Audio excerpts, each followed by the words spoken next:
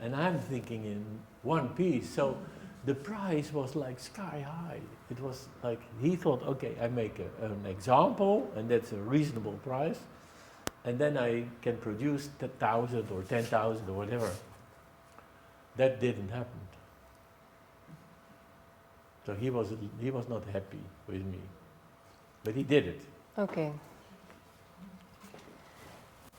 This is already a very specific story of a series. You often work in series, actually. How does this work?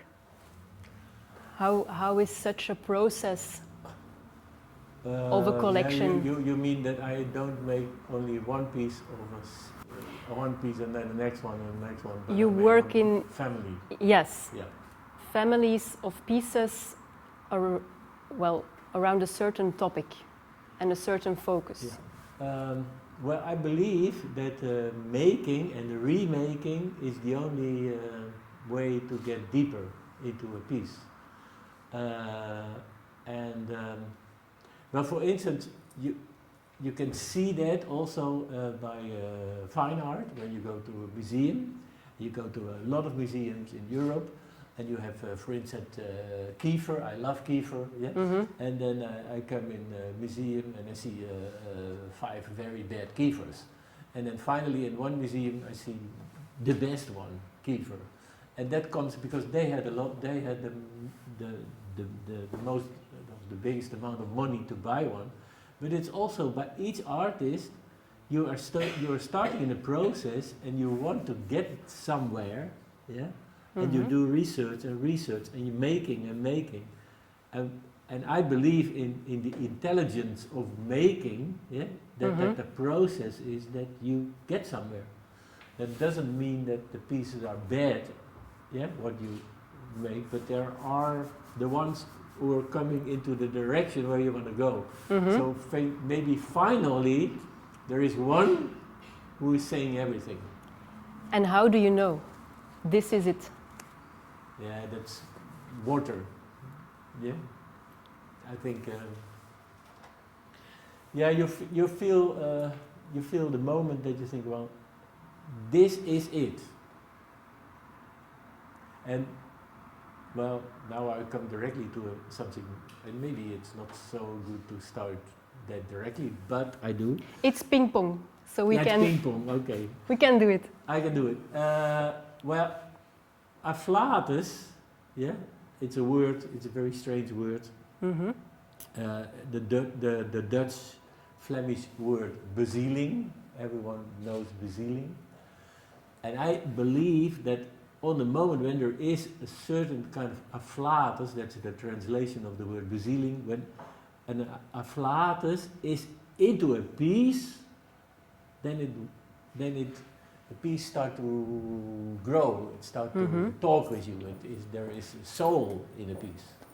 Afflatus means the divine wind, yeah? So it's like the goddess into a piece. So people are, they have a bezieling, and people have afflatus, but also I believe that an object has an afflatus too, and a piece of jewelry can have afflatus. Well, we are here with students. It's not the fact that you can say, okay, today I wake up and now I will put some afflatus into my work, because that will not work at all, because it's just like working. It's playing piano. Yeah? When I want to play Bach, I have to play 10 hours a day. And that's exactly the same with jewelry. You have to make, and maybe a good piece arrives. When I look upon 44 years or 45, now I can maybe 10 are really very good. I don't say which one, but I was going to ask. Honestly, there are people in the field. They smell exactly when you reach it. There was a German lady, when she was buying, she's not buying at the moment, she was a collector, she bought always the most important piece out of a collection. Always, direct, chuck, First day walk into the gallery, that's what, and I knew it. Wow. So that's very interesting to realize that people are so, that they have a certain kind of sense for that. Yeah? Yeah. Yes.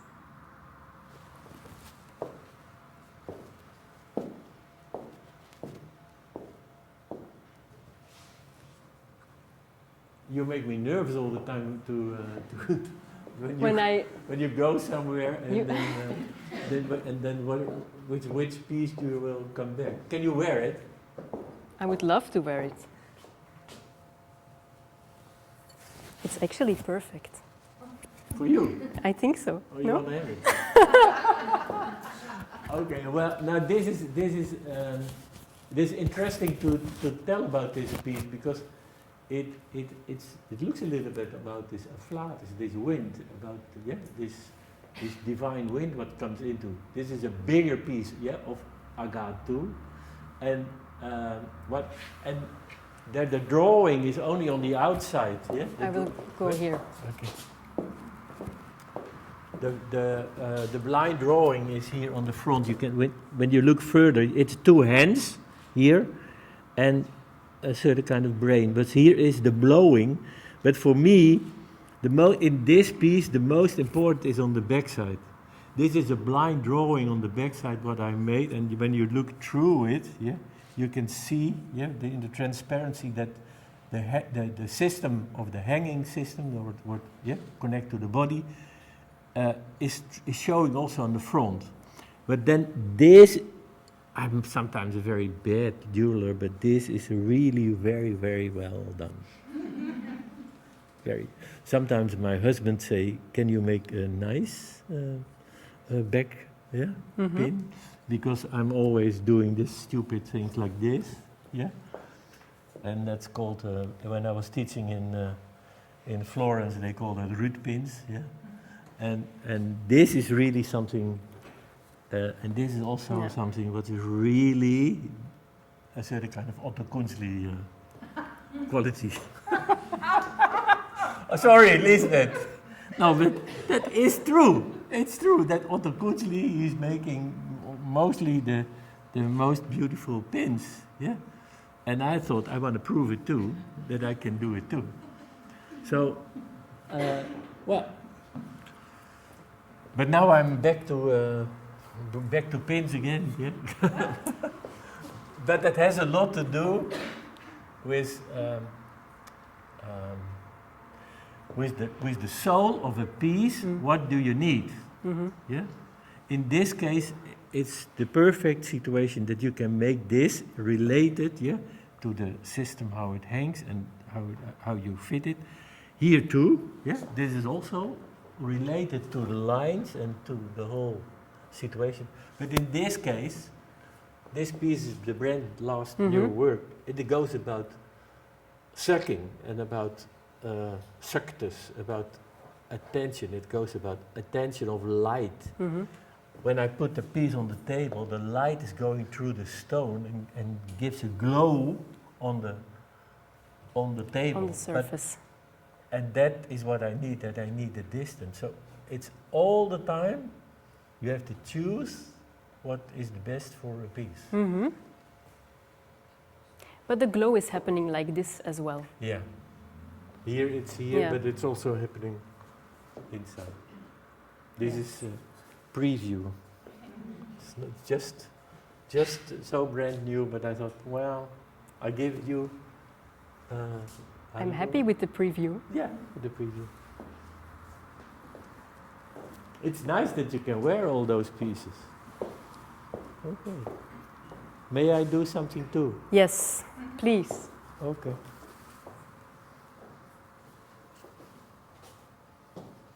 I like it. I have a model today.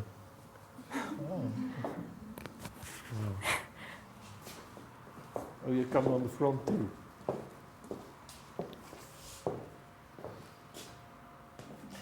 Oh, well, it must be, I think this one, oh, wait a moment, no, it's okay. Well, a lot of my work is related to traveling and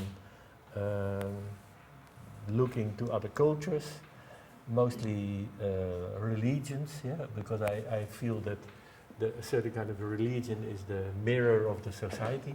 Mm-hmm. And for that reason, I was always a little bit afraid to use my own Christian background. But at one moment I thought, okay, now you have to show your guts and do it. And I was traveling through Italy, and I saw a lot of crosses and Jesus hanging on the cross. And then I thought, okay, I want to do with this something with this iconic piece. But me as a maker, I can't wear this, but I can't wear a golden cross. That's too obvious. So what I did was, first I made a lot of shit, unbelievable lot of shit. In this series, Yeah. you mean? Yeah. Yes. Unbelievable. No, so many shit I can't believe. I'm very curious. You can have the look on the attic at home. It's full of shit. But no, there were two-dimensional ones, and then they were put together, and they were nothing. Maybe 3 months I was working on that, and then I had a workshop a seminar in Spain, and I bought a lot of three-dimensional corpus pieces, and I was demolishing them, and was nothing. Till a certain kind of moment, I was laying in the bed, and I said, "Oh my God, I have to cut this corpus in 2 parts." And what I did was that I cut it and mirror it, and in other ways I did something else. This is really a big one, where is the front and the back. But for the jewelry, I present only the back part on the front. So for me, is the abstraction, the abstract form of that corpus is more intriguing than the figurative part. So on the moment when you look, you can look by yourself, you can see, a little bit the face of Jesus Christ. That gives me the possibility to wear it. I can't wear it when it's full, on front. That's too much. So it's for me very interesting that I have a certain kind of hidden part, that there is a certain kind of mystery, and very interesting is that as a small boy of 12, I was painting the house, and my daddy asked me to paint the house, and then I paint the house, and I was like, with my dream somewhere else and painting. And then he came and he said, well, on the backside are also people living. And that is one, and I was 12, and that's really something what I remind me every time when I make a piece of jewelry. Because, okay, how do you know if a jeweler is good? The first thing what I do is look on the backside if the piece is good. Then I think, well, by that one I think, it's a good jeweler. It's the same as going to an architecture, to a building. You go to the toilet to have a look if the architect is good. But it's in details, on the smallest scale, when it's an architect able to do very good things, then he is capable to do the rest too. How important is craftsmanship then? Oof! Now, well, I have 2 answers. One answer is it's not important, because for me the concept is more important than the craftsmanship. And the other hand is that it's extremely important, because when you don't show craftsmanship, when you don't show love in a work, you don't get love for your piece too. When you make shitty, easy tape works, people will not having interest in that work. Yeah, or you have to go over the top, yeah, because when the concept is that it's clumsy, then it's okay. But you have to be it have to be in balance. Mm-hmm. You understand? Right balance, I yeah? understand. But general, I really like craftsmanship because, and not because of the craftsmanship, but only because of that I like a piece what is well made. Mm-hmm. And when we were talking about this piece, you told that you collaborated with someone to create the series. Do you often collaborate with other people for the making? Yeah, the problem is my eyes becoming badly. So, and I have an assistant who helps me. Mm-hmm. And now, at the moment, he say more and more, "Hey, Ruudt, when I want to solder something, then he say, hey, can you move away? I will do it," because then I do soldering and then it's not on the place but beside it. So, I think when you see a bad piece made, then it's mostly made by me. And when it's a good one, it's made by my assistant, by Koen. No, that I have to say that in a way of working, always the first few pieces, till I know where to go, are made by myself. And then the final, the most elementary part is also done by myself. Mm-hmm. So, yeah.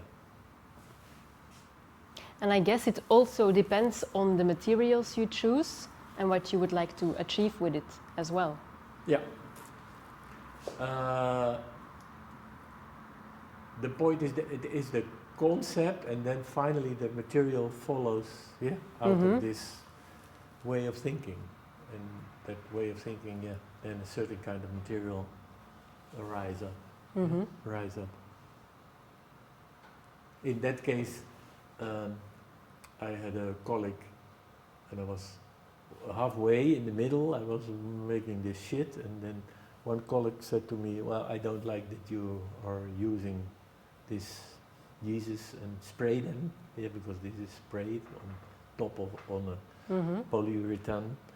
And she said, "I think it was much better that you use really the dust of human beings, of the bones." And I can imagine. That's controversial. Yeah, I can imagine.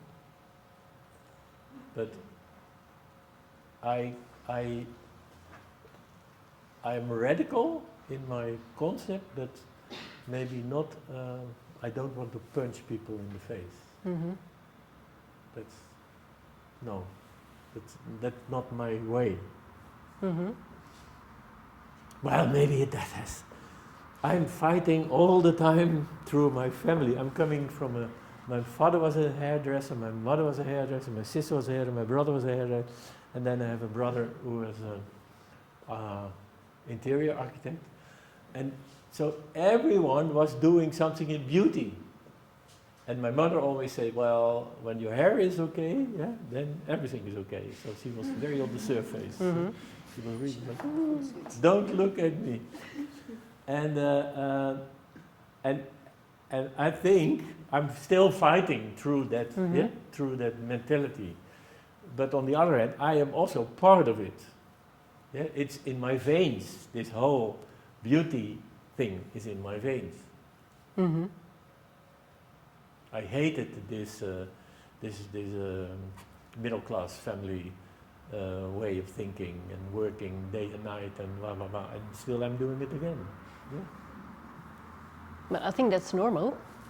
Yeah, sure, it's normal, but you will face it that you first hate it and then you start to love it. Yeah. And beauty is such a huge concept as well. Or don't you think? The problem on beauty is that you can't grip can have a grip on it, and on the moment that you, well, sometimes I ask my students make something what's ugly, and they never succeed, because in dirty things is a certain kind of beauty too. But it's very difficult. It's very difficult to make something not beautiful. But it is, yeah, because what is beautiful is that what is in our society beautiful, or is it what is in a certain kind of group of aesthetics beautiful? Yeah, is it in jewelry beautiful? I see a lot of people making all the same things, because nowadays it's general that here's a piece of jewelry, bloop, brooch, yeah. That may be beautiful. Everyone looks at Klimt and copy, paste, and then they make their piece. But maybe not consciously. I think it's also a lot about seeing things, and then it might appear in your own work as well. Is everyone so stupid that they are doing that? Sorry. No, because, come on. When you really want to invest in work, you have to go through very difficulties. You have to face yourself, you have to walk through the wall, like I did in China. Yes, tell us about it. Yeah. Stupid architect, a bad architect, was that. Did you go to the toilet and it was badly made? It was a bad architect. No, but that is what you have to go through. You have to go the problems, because when you stay on the surface and you want to make only a piece of nice jewelry, you never get somewhere. You have to go that you head banging and you don't know what you do, and you're really think, my God, what do I have to make? That's every time the same by me again. Yeah, when I stop making, then I have the feeling, okay, now it's done with the series, I have to start again. And it's again a white, blanco piece of paper.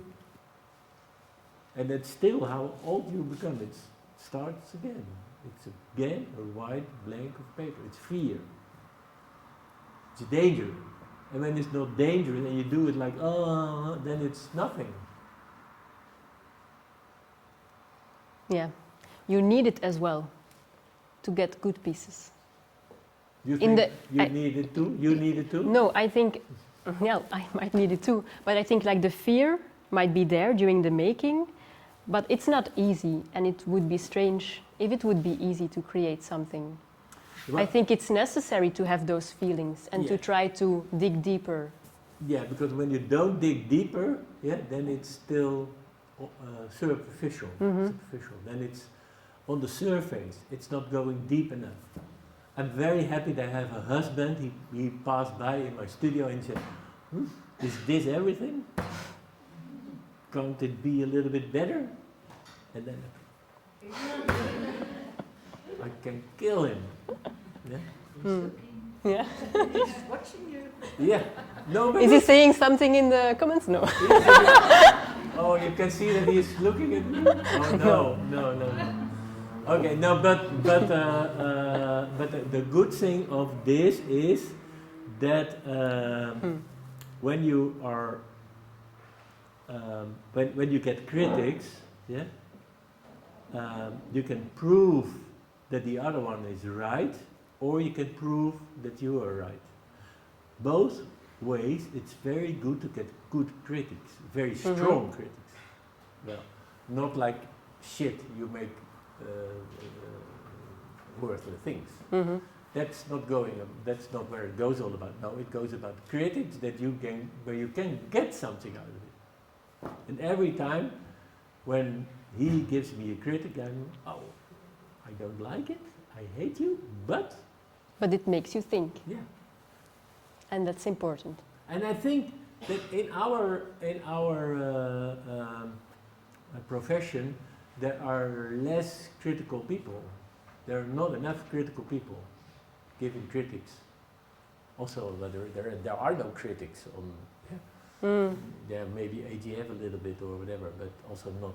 Everyone is nice and pleased, and real critics, are helpful for our whole. It's true. For the whole profession, it's very helpful. So let's all be more critical. Yeah, would be really. I get once a critic would slaughter me. Yeah, really. I hate it, but it start to think. Yeah, you really start to think about it. Yes, and if it encourages you to reflect upon your work, it's good as well. Yeah. Even if you feel very bad about it.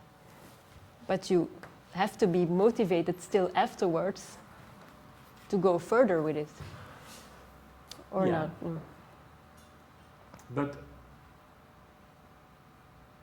maybe it's better to get critics than only nice words. Because nice yes, words, definitely. what do they? Oh, thank you very much. How beautiful. What to do with that? Nothing. When someone say, okay, I don't like it because of this and that, then you can work on it. But, oh, nice and beautiful, nothing.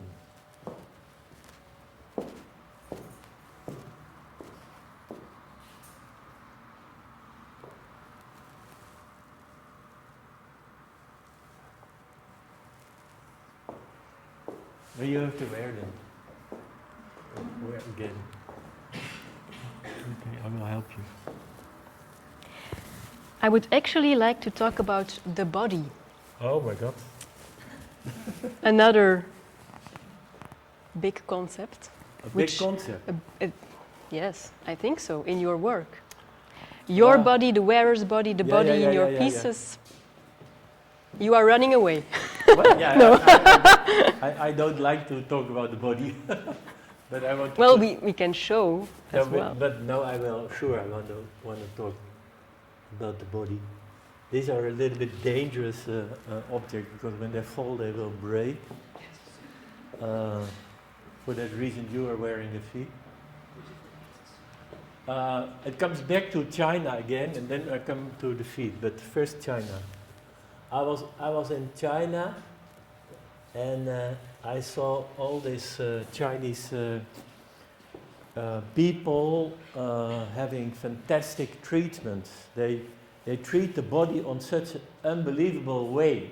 You give them cuppings, a massage, acupuncture, all kinds of things. And I was really unbelievable impressed by how the people are reacting on the body, and they do that on a totally different way than we do. They have a certain kind of holistic way. They think about the whole body.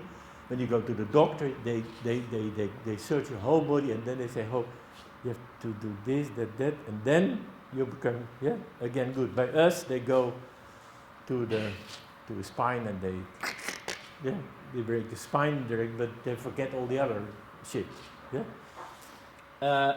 And unbelievable is that they have this medicines, who are not chemical medicines, but horns from Nile. I don't know the animal, but okay. They use a lot of wrong medicines. And they really believe in very interesting spirits. And I've been in all those shops and with some translators and so on. And it was really very interesting. Okay, but at a certain kind of moment, I would visit the ceramic army, not the one we know all. There is a big ceramic army, stiff men. 200 kilometers further on is a Yingdi tomb where this size ceramic men lay. They were all falling down. They have cut off their arms. They are humble. They are laying down, and you can walk through this whole situation. And there I thought, oh my God, yeah, it's always when I'm traveling, what to do? How can I make jewelry out of that? Yeah, and I'm walking there and think, it's never possible. And there I thought, oh, wow, this stupid Chinese people trade treatments and so on. I want to make my own company with 99 men with all kind of different treatments on the body. And that this is something what is maybe my playground, yeah, to play on the bigger scale body. Because here I really like to get some to put some nails, yeah, not having a bracelet around your waist. Yes. But Different ways of attaching. Yeah. Yeah. The attachments and walking with this constantly on my head would be really fantastic. It's a sort of kind of wet towel. And you did all of these treatments, right? Yeah. You tried them, or not? Yeah. Yes. I did all the treatments. Yes. Yeah. No, not this, because I think I was not there anymore. Yeah. But well. no, there were also. It is the Chinese way of thinking, and then I did the treatments, and I also had a number of thoughts because how I, could. But I thought, well, what can we do more with the body? And then there were another series in between, I think. I actually would love to show a photo online of the whole company. You have, okay. Yeah, The internet okay, as well. yeah, okay, you can. You know where you're better in the internet than I am.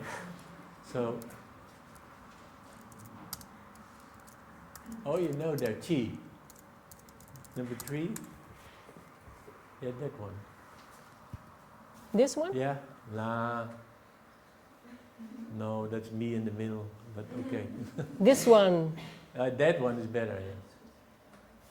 You make them all bigger, see? There's something with your screen. No, yeah, that one. So you see here the 99 pieces, all with different treatments.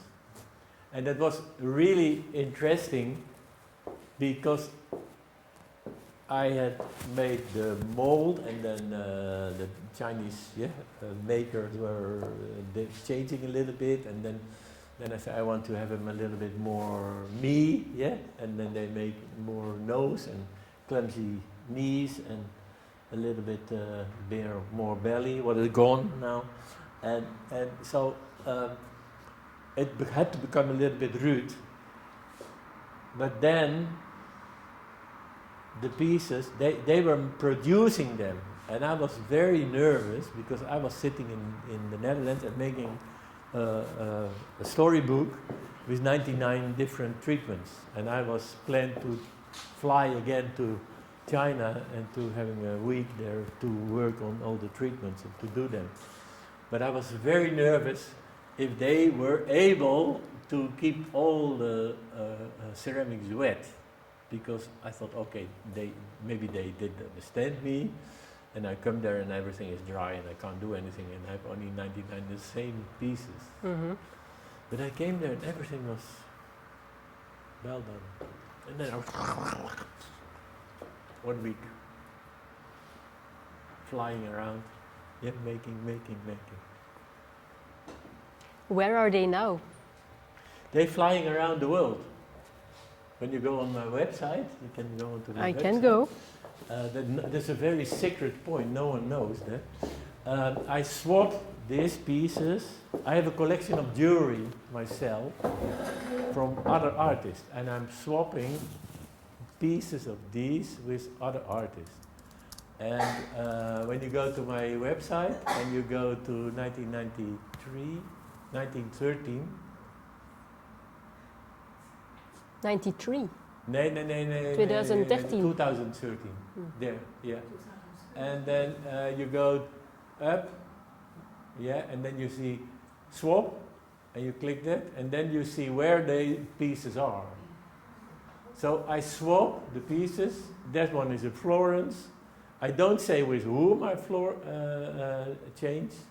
I do the exchange, but I give at the town.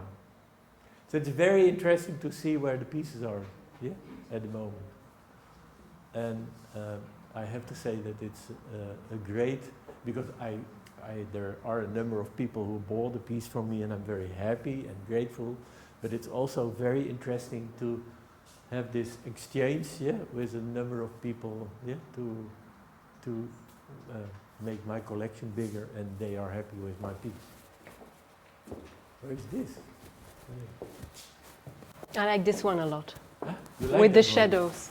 Yeah, I think it's very nice. Nice. I don't know where that is.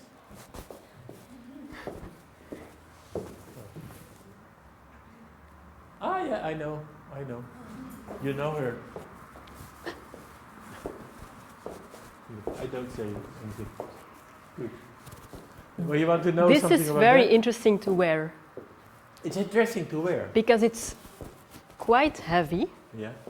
So I'm really aware of the fact that I'm wearing it, and I want to care for it while carrying it. Yes. Also Well- because I have the feeling that it's strong yet fragile. Yeah. Vulnerable. Yes. Yeah, and I think also I think it's exactly what I want to express with the piece. And what I like is what you did. You were cuddling it. You were all the time. It's true, because I have the I feeling- didn't say any word about the piece, but you do exactly what I wanted. Okay. So the point is this. I have very clumsy feet, and already for years, and I'm wearing special shoes, orthopedic shoes made for my feet that I can walk. So I have a lot of pain in my feet.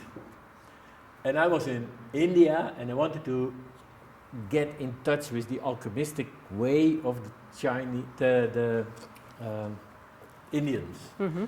But I didn't come through it because very strange. It was very hidden and closed.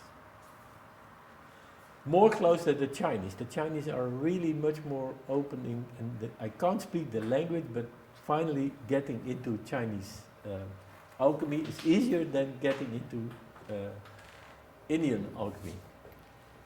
So finally, I was in a temple, and I love these feet of Shiva. There are 2 feet standing on a double lotus, and they give them pigment, and they give them flowers and honey and blah blah blah, and they celebrate those. And I went, oh, wow, I love them. I started making blind drawings and blind drawings and blind drawings, and till I came to the moment to start to make blind drawings when I came home, of feet, and then they become this size, really size, big size. And I have one studio in Amsterdam, and I have a studio outside Amsterdam. And there the whole studio was completely full of this blind drawings. And I was very, very, very unbelievable happy, because I thought, oh wow, this gives me so much energy.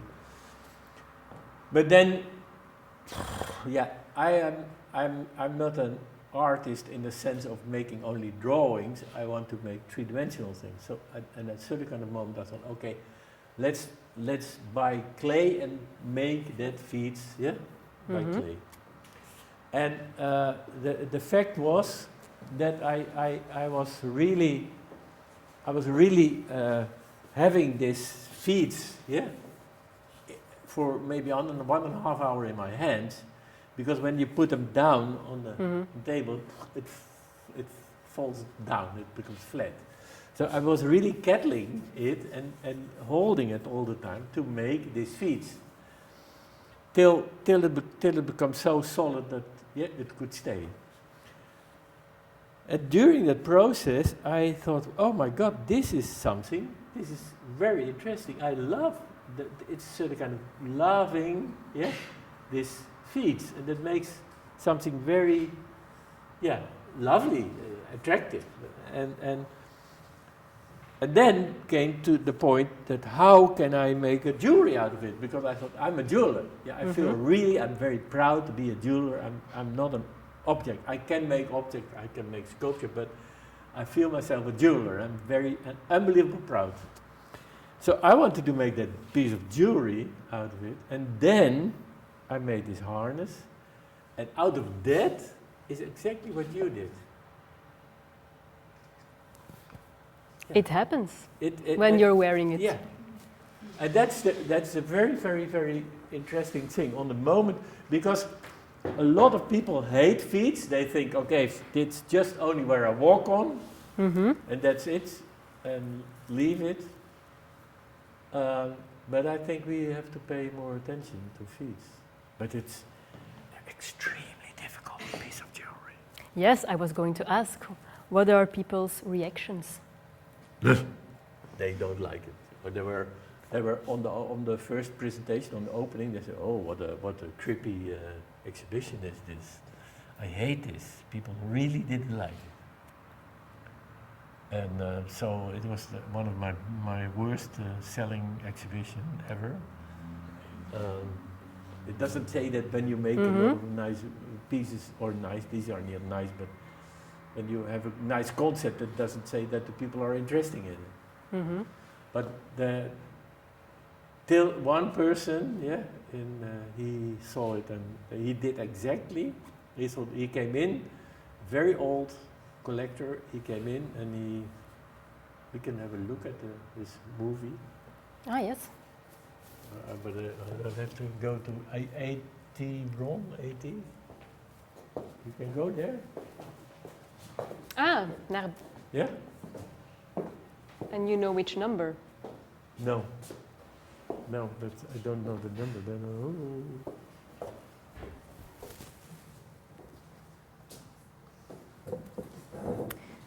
It's HT?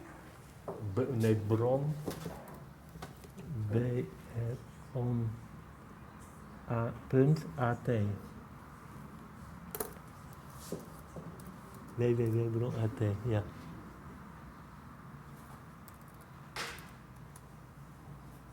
Yeah, and now we have to find it.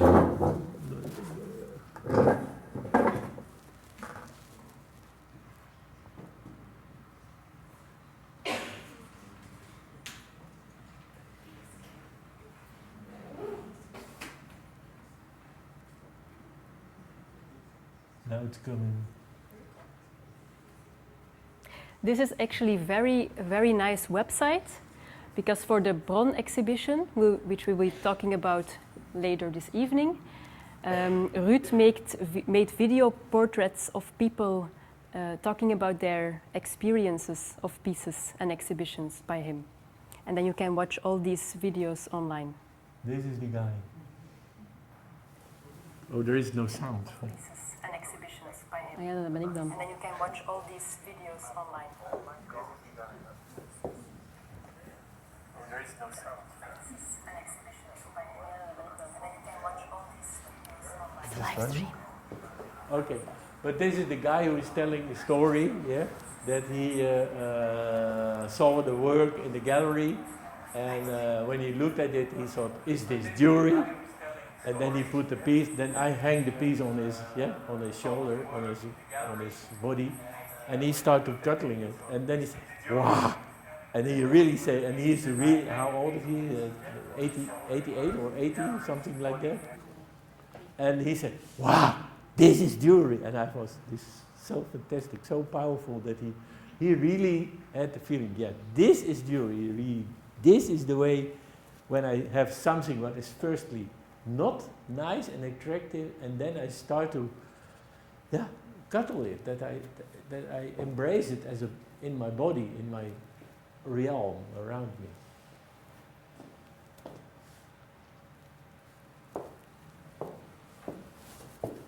Oeh, dat ding dat blijft nagaan. Leuk. Het gaat een beetje langzamer daar. Ja. Oh. Je moet eerst naar China.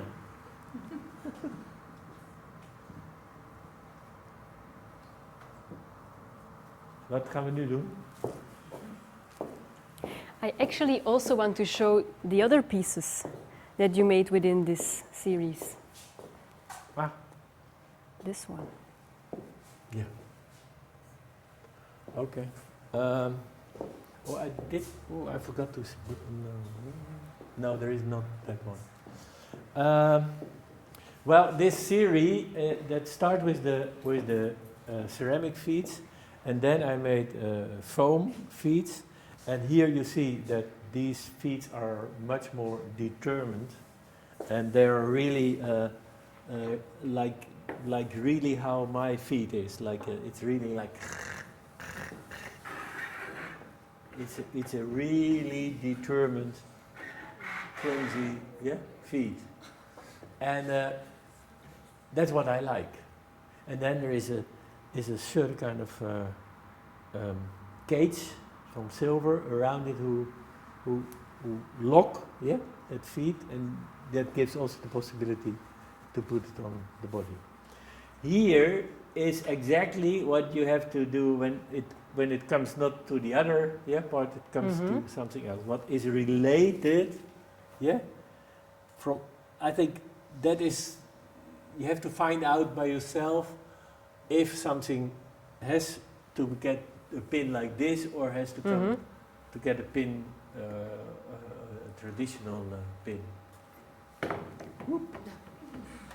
It moves here, everything.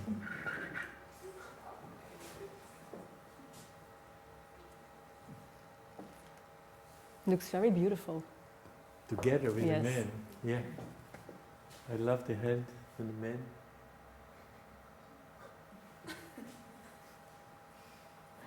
Are there any questions in the meantime? Because we keep talking and talking. Yeah, we are. And We No. want interaction from you. Okay, hey Charlotte, kom op. maybe we can call somebody. Ja. Nee, we vragen Charlotte, weet jij een vraag?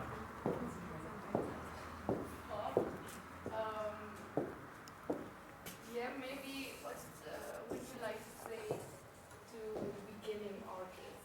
Like, what new thing they have to. First of all, you need balls. That means that you need guts. Yeah, really. When you have no guts, no glory. So I believe that you have to work extremely hard. Yeah, and it is very difficult to nowadays because it looks like that everything is already made. Yeah, because we are in a situation where we know everything from everything around the world. So that makes also that you get all the information and it looks like, oh shit, I can't do that because it's already made. But I think the most important is doing, making till you find your own way. I think that is the most important. Yeah, and go dig into yourself compared to running around on the internet of what to do. And the other thing, I think, jewelry is no inspiration at all. For jewelers, you mean? No. Or what do you mean? What I mean is that for a jeweler, art can be a very good inspiration, or music, or whatever. But when you go to jewelry to get inspiration on your jewelry, you make only the worst of what is already done. So you can only make it less. Or you see something and you are so pissed on it and you want to make it better. That could be too. But getting inspiration from jewelry, difficult. I don't know. You're not. No, I don't know. But I'm not a maker, of course. Yeah, but that makes it different because you as an art historian, you get inspired by seeing things and then you think, oh wow, and then you start to make links. But links is something different than new because but also, for instance, when at the end of the 1960s, jewelers started to make a new type of jewelry, which was called then the new jewelry. they were inspired actually, or they started from jewelry. And of course they were also inspired Yeah, okay. by art and fashion and Okay. design. But This they was- made, This is a piece what is inspired by Marion Herbst, a Dutch jewelry designer who is not there anymore. This is a baby Ruudt. This is baby Ruudt. This is baby Ruudt. Yeah? Mm. And this is made by baby Ruudt. So it was really when I was 22, I think it was really on the academy. I was really well. The good thing is that I found out this tube, yeah, the tube of tuinslang. Yeah, I don't know. Garden hose? Garden hose. And so I made a series about these, and that was very successful, and everyone worked. But this was the piece de résistance of that whole series. Yeah? But it was really inspired by a piece of Marion Herbst, who made something that looks totally different, but it was something, a circle, and something like that. And I remember that I was inspired, by that. And that makes it for me, it's a very interesting piece in the time sequence of Yes. that period, yeah? But it's for me not that I made, that I break rules or have made a new step, into it. The same is this bracelet. It's a fantastic bracelet. It's also baby Ruudt, 1973. Yeah, and it's Hans Appenzeller, a Dutch jeweler designer. He said it's the best bracelet you ever did, or the best jewelry you ever did, because he thinks this is a piece of jewelry, and all the other things is only made for museums, art. Yeah, it's art, and it's only for the museum. And in one way, he has right, because this is really, this piece is really. What? Where? It was not yet. Not yet. No, there. Almost. No. But this piece is really, it follows your body, yeah? It follows your wrist, and it's a hard part and a soft part, and that makes it really a perfect piece of jewelry. But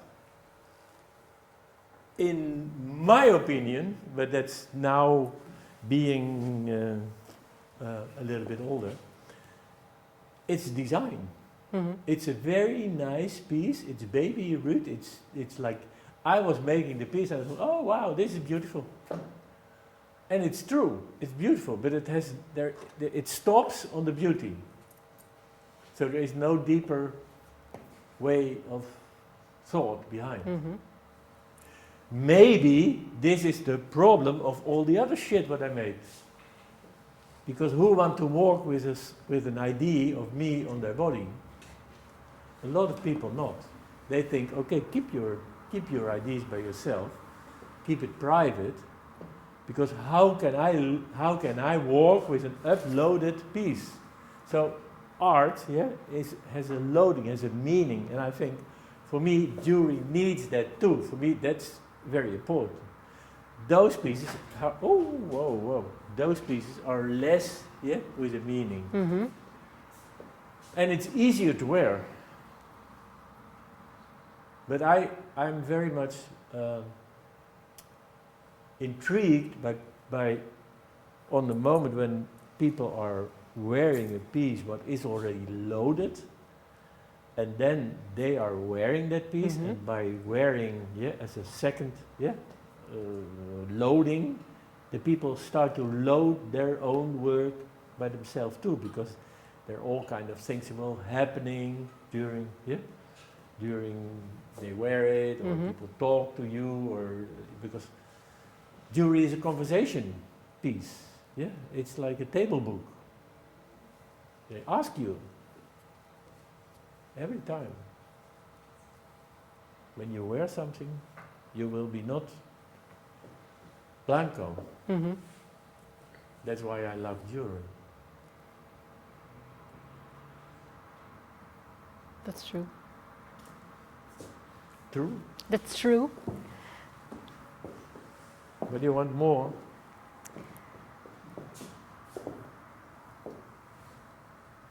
Maybe, since we are talking about wearing, Yeah. this one might be interesting. Actually, a bit afraid.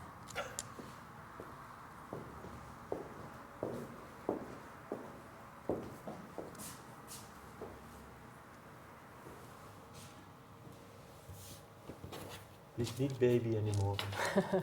These are the babies.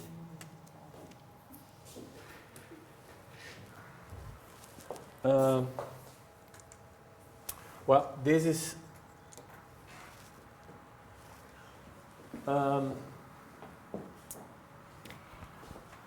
yeah. When you look here on the table, you can think, "Oh my God, how many people has made this? Yeah, how many different artists has made this series of work?"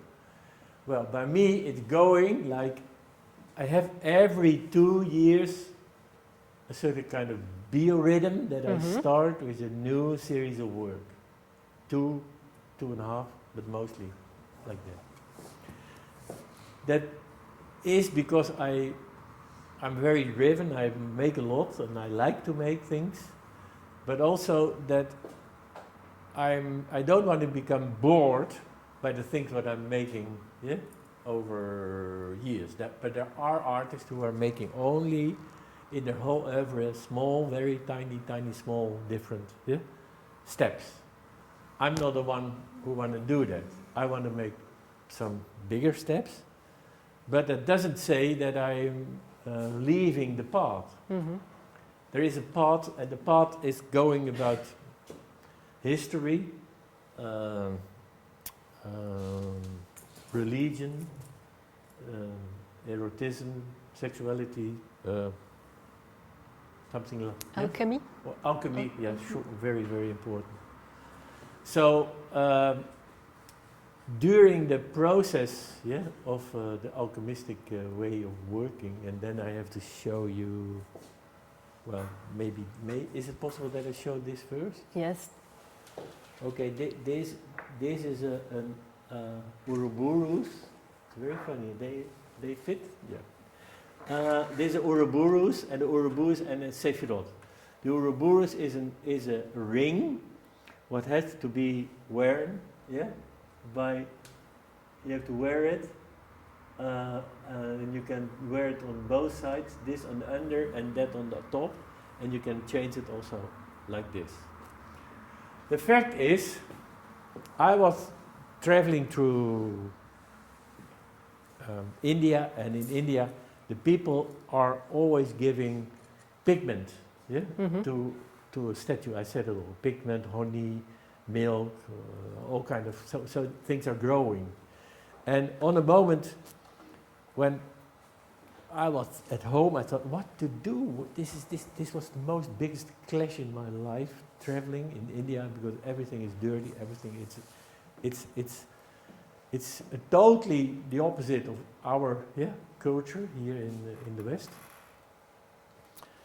And so I came to the conclusion that they offer things, they give things, compared to we are taking things. So they add things on the statue, while we are taking things, and we take off the pattern of a statue. So I start to make objects like this, rings. The circle of time is a ring, but it's not a ring. It's just an object. It's a hybrid object. It's one mineral, and it's a man-made piece by myself. And on the moment when you wear it, it's wearable. It doesn't fall down. Yeah, it is just the reflex of your fingers will keep this. So it's for me the philosophical way of the circle of time and the circle, and that makes the ring. And on the moment when you wear this, by wear and tear, the surface will show off. You get it? Definitely. Do you get it? That's more important. Yeah? Okay. Well, this. Sorry? What is underneath? What will? Hier is nou ben ik het, I don't know this. I don't know the Is it stone anymore. in the book? Nee. Nee? No. Could be. Not sure. But this is silver underneath, yeah. And then this is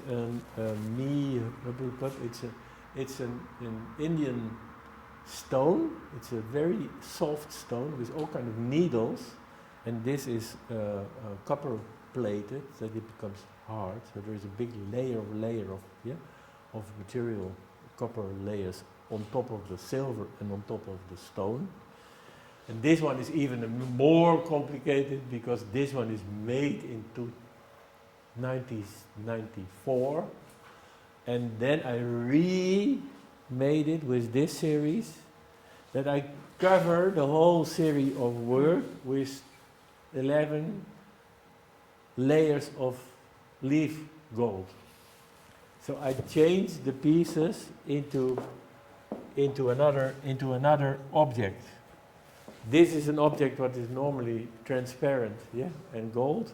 And this one was a gold one, but it get a lot of layers. And that makes that everything start to change, yeah, and become another object. This was really alchemistic, yeah. It is a real alchemistic way of thinking. By learning more about the alchemy, I came to the fact that the alchemists are talking about the tree of life. And I found the tree of life one of the most inspiring sentence. And I thought, oh my God, this is really where I want to do something. Sometimes it's only one word, or it's a line that you think, hey, this is where I want to know more about. So I start to learn more about what is the tree of life, and I came to the Kabbalah. And the Kabbalah is a Jewish way of knowledge, and the Jewish way of knowledge is this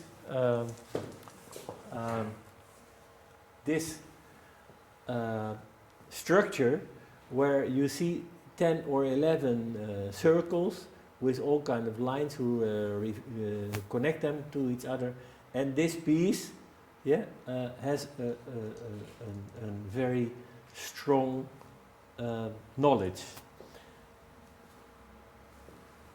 I learned a little bit about what the alchemy and the Jewish knowledge about the Kabbalah is, and about the Sefirot.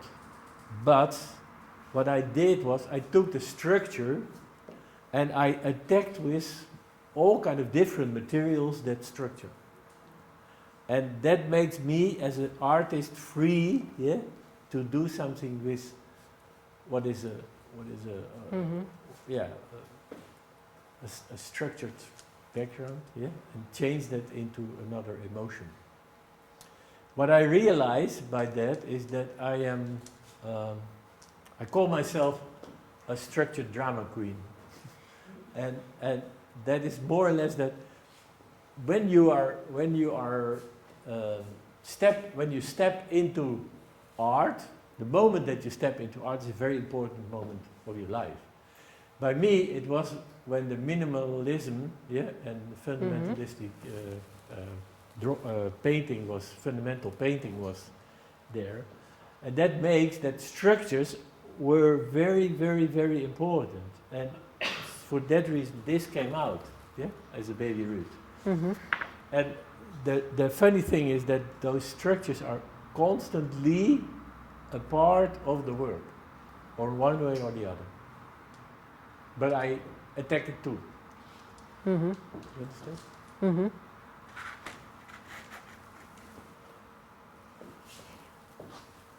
Is this a wearable piece? Very wearable. This is maybe the most wearable of the whole series. Okay. There. I have a beautiful yeah. book here Yeah. with beautiful drawings by you as well. Ah. Yeah. Well. Yeah. Okay. Here. This is the structure. Where are we? This is the structure. This is the structure. And you see here the related to the body and also related You have to to be the a little man. bit more to this side. To the I man, think, to yeah. the man as a tree, and the structure as a. Yeah, there. Okay, nou, Stop. Maybe mijn we- mannetje. Maybe we can pass it around, Yeah. the book. Yeah, okay. But the interesting thing is that there are a number of drawings in it. Water aquarelle made by myself. But there are pieces who are really unwearable. And there are pieces, as this one is very wearable. It's very flexible because it's glass, but the way I attach the glass to the silver, yeah, is of a way that that you can use it. This piece is nearly impossible to wear because when you touch it, it will break. Or when you wear it, when you kiss someone, you know, then it's really very, very difficult. So, but I, as a maker, I don't want to give myself the boundaries of what is wearable and what's unwearable. So I'm making, and so there in the series there are some pieces who are very wearable, and other pieces are not so wearable. There are people who are collecting; they never wear a piece of jewelry. There are people who have a huge collection. They only collect it because they really love the way of thinking of jewelers, but they never wear a piece of jewelry. So why should I only get a depression, yeah, to make only wearable jewelry? But I have to say, there are also artists who are making huge, unwearable, wearable body pieces. I'm not the one Yes. like that. There is something, some scale, yeah. In your works, Yeah. yeah. In my way of thinking. But of course, the relation with the body doesn't have to be that the piece is necessarily wearable. No, Yes. but I think that has also to do with the mentality of what is inside a piece of jewelry. So there are pieces of jewelry who speak about jewelry. There are pieces of jewelry who are really jewelry because they are fitting fantastic on the jewelry. But there are also pieces who has a certain kind of philosophy about jewelry. This comes in the philosophy. Yes. Besides being a pioneer in jewelry making, you have been experimenting with presentations as well since the 1970s. Yeah.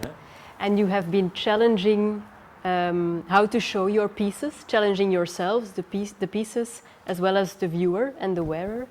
And this series, for example, the Ouroboros, is one of my favorite presentations by you at Galerie Marzee. You have to. I will find it. You'll find. Okay. But it's here fucking hot. Can you help me? Otherwise, my jewelry will fall down. Yeah, thank you very much. Okay. But the point is this. I have been out of the jewelry field for about 10 years, from 1974 till 86, something like that. And why? Because I didn't like textile, and the whole Dutch jewelry scene was making textile, and I thought I don't want to belong there. And I found it, that's personal, I don't want to say that it was not interesting, but I did like it. So I moved up to big sculpture, and I started to make sculptural pieces, quite for 10 years. The fact was that I got another way of thinking, more three-dimensional and more in a way that it doesn't have to fit completely around the body, because you think about these, that those are two bracelets, but there are two brooches. And that means that I start to create more the philosophy about what it is than the piece itself. Now, not the piece itself. The piece itself is even also important. But here, it is a whole for nothing. So it is a piece, what is on the body, and mostly all the piece what you have to make when you are a jeweler. You have to make something around your wrist. You have to make something around your finger, around your neck. And I don't want to be bounded by this kind of things. So here I made a brooch, and the only way to escape from the hole is to make a brooch. And on the moment when you make a brooch, then I make a hole in it. So that means that there starts to arise a next question: why is there a hole in the brooch? Because you don't need a hole, So there is the philosophical hole for the emptiness, of it. And that those kind of things are very interesting for me. And the inside, the outside space. The outside space, the inside space, the framework, around it, how you will relate this, to the body. But it is also, maybe there we have to, maybe you can have a look. You go too fast. I will talk about Ouroboros when I want to go to 1990. Internal. Or not. 1990, I think, to Interno, and then you go to Situ, So here, I had made this work, and I create this invitation. It was only a hook with the name Interno, and then the next slide. Then the people came into the gallery, and there was an empty gallery, only hooks on the wall, like you see here. And it was very interesting. The people become all nervous. They thought, oh my God, we got an invitation. We got an invitation, it was a hook, and we got an invitation for a gallery where I want to expect to see jewelry, but there was nothing. It took around 15 minutes before the audience becomes a little bit nervous. Before 15 beautiful boys came into the gallery, and they stand behind the hook with their piece of jewelry on their lapel. I have to tell the story. This was in Munich, and I asked my gallery to arrange 15 beautiful boys, and he said, no, we are not in Amsterdam. You can arrange that in Amsterdam, but you can't get it in Munich. And I said, okay, no problem, no exhibition, then I'm not coming. So, and 2 weeks later he called me and said, oh, I found the boys. So I said, okay, no boys, no exhibition. The good thing here was that the people, first they were annoyed having no exhibition. Then they were annoyed that they had an exhibition, because they were shocked. They were standing paralyzed. They were not able to move and to come closer to the circle of the boys, because they have to go close to the boys to have a look inside. Because the piece is called Interno, so you have to look inside the piece. And so they have to come to the circle of the person. And that's exactly where jewelry is going all about. That's what I wanted to present. I wanted to show them that jewelry is a communication. And I ordered to the boys that they couldn't laugh. I said, no, stand there, poker face. But that was not possible.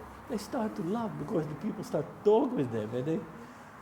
And I was looking there and I said, wow, after a few 5-10 minutes, I said, wow, this is fantastic. They really interact with each other. So I learned also something from that presentation that it was much more than only this stiff wax models. Yeah. And then after a little bit water, after an hour, the men took the jackets off, and that was the exhibition for 1 month. And what were the reactions? The reaction Yes. from people. Yes, from people.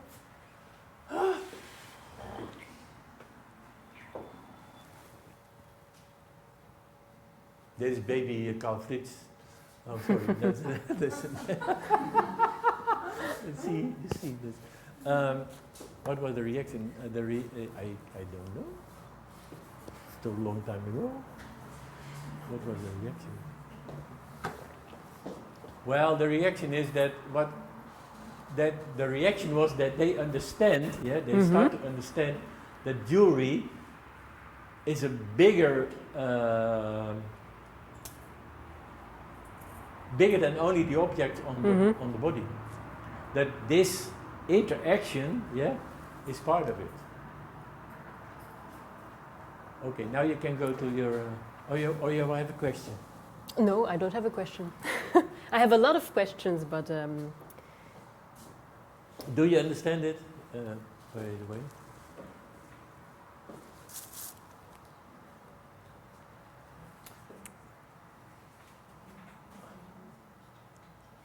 Where do you want to go? I want to go. Nee, Nee, in 94. hier, dit. 94. Yeah, there. Okay. Well, this piece, Ouroboros is the circle, of the time. But it's also about what in the alchemy is the universe. It's what's above is also below. That is represented by a tree. The tree is a very, very energetic, symbol in life. You can put a tree upside down, and you put them with the canopy in the ground, and there will be leaves coming after a few times, on the roots. So the tree is a very, very important thing. So that's why I thought I want to have this metaphor as the tree too. In alchemy, it's a very, very, very important thing. So I thought, okay, when I want to present my work, these Ouroboros rings, I want to present that at Gallery Marseille between the beams. So I collect a number of letters, old letters, and place all the old letters in the gallery, and only the jewelry between the beams with a spotlight on it. And this is the most stupid exhibition I ever made. Because what I forget was that my audience, the people who buy my work, are above 50, 60 years. So they're older people. And no one of these ladies has been walking up the stairs. So even the gallery owner was pissed on me that I made this stupid installation. Gallery owners are not not interested in installations. They think when you make an installation, that is not profitable for the selling. The people want to see the work, they can look at it, and then they buy it. That's what the gallery wants. And I said, no, then I'm not coming. I want to make an installation. For me, because for me it's important to give a fingertip behind my ideas, because the setting of the installation is like giving some information about where it goes all about. So Marseille said, can you take that all away? So halfway I had to take it away. I have to think about a new concept and take all the letters away and show it on eye level. Afterwards I think I was stupid that I did it, but maybe I was not strong enough. But it's very funny. in America they ask me now, can you make that again? Can Again. you make it again? A reenactment Yeah. of the exhibition. And then what do you What? answer? What do you answer when someone asks that? No, because we are living in a time capsule, and what's happening in 2018 is not in 94. So you can't bring the time from that time back to. Well, with all the respect of what they did with the exhibition Gijs and Emmy in the Stedelijk Museum, they they make a remake of that exhibition. It was very stupid. All the models from the 60s were old ladies walking there around with all kind of wrinkles, and they were on the photo beautiful. It was crazy. It was a crazy thing. I don't believe in that. You have to move on. And rethink it in this era. And rethink the work in this time. I don't get it. Yeah, if you would show the same pieces again in a certain installation, you mean that you would have to rethink how to show it You in have to rethink 2018 Yeah. instead of copying it and putting it somewhere else. Because that doesn't say that the work has not the value of what it is, but the work is made in 1994, has the power of 1994, but we can look at it, nowadays. Like, where is that? The baby, the really baby. This one is still a very, very present design. It's still 74, but it looks like a nowadays piece, and that's interesting. That's also what I like on that one. Can I But- ask something? What? Yeah. Can I ask something? Because you say, okay, of course, this work was made in 1994 and the installation was done then, you can't do it again. I totally agree with you. But still I have my questions with the work, your old work, that you put under this layer of gold leaf. I still don't get it. It has to do with alchemy, okay, then I think blah blah blah. But, because I don't think if you cover something under gold leaf, it really becomes something else. I still see the shape, I still have the memories of the old piece, I still see the photos of the old piece, so it doesn't really become something else, in my sense, in my feeling. So, I don't know how you see this, but for me this is a question. Why do you think you can gild an old piece and give it a new life, maybe? But why can't you exhibit your own work in kind of reconstruction of an old situation? What Gijs Bakker and Emmy van Beersen did, or actually they didn't do it, They didn't do it, the museum the did. museum did it, so it's Gijs was something like- different. Yeah. Now, I think you make a work, and the work is made in a time schedule, in a time frame, because the world is moving, and there are all kind of vibrations are around the world, on the moment when you make something, and then you make it because you have to make this. And I think I can't make this piece now in 2018. It's impossible for me. But the fact that I took from all the works I did, or from over 44 years, I took 12 iconic pieces, from my work, and I cover them with all kind of layers. And I really want to go on by covering these pieces, putting over gold. That means that is another, concept. This is a new concept of the Buddha, where people in Asia are putting small pieces of gold to a Buddha, and then the Buddha becomes thicker, thicker, thicker, thicker on gold till you don't see the piece anymore. I really love to make these pieces that you don't recognize my own work anymore. But it takes time. Yes, you should go on. Yeah, I have to. I go on. Adding layers Yeah, after yeah, yeah, yeah, layers. Yeah, because now Yeah, it's yeah. still very recognizable. Yeah. But it's on the way. Okay. Yeah, it's on the way. Critic. No, it's on the way. But it's very interesting what is, because then the concept when you were, but I realize how thin gold is now. Yeah.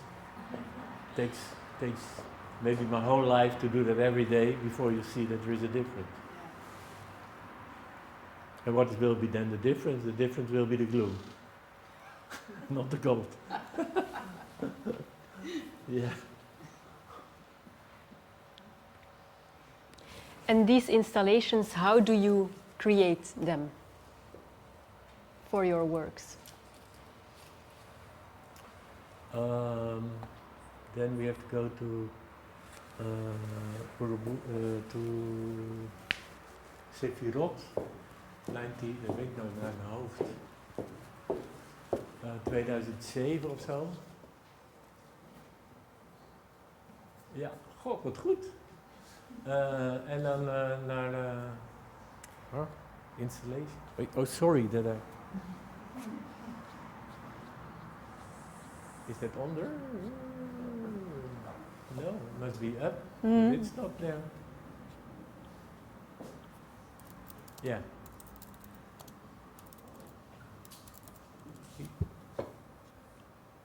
No.